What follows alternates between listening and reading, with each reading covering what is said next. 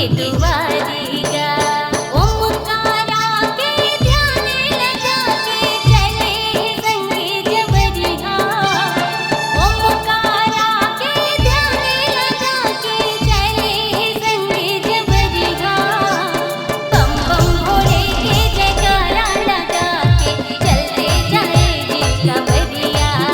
बम बम भोले के जयकारा लगा के चलते जाए जी कवरिया।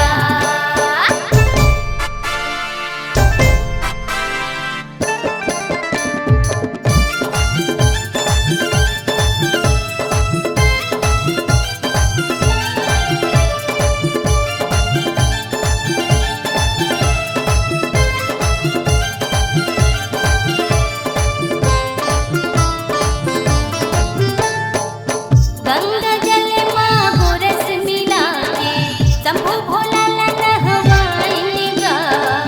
धोवा चाउर बेल पत्तियाँ चढ़ा के माथा में तिलक लगाएंगा।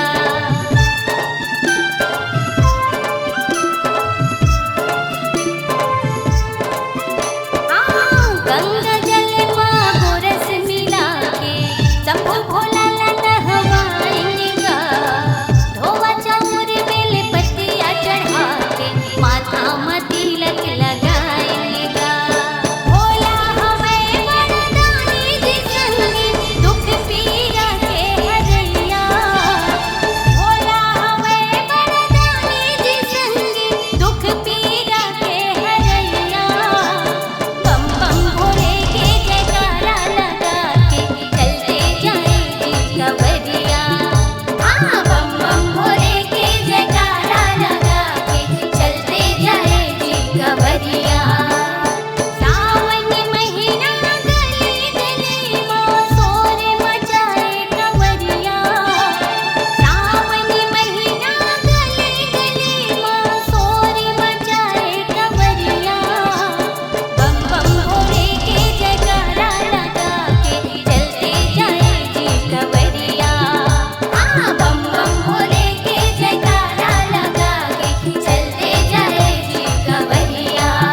बम बम भोले के जयकारा लगा के चलते जाए जी कवरिया।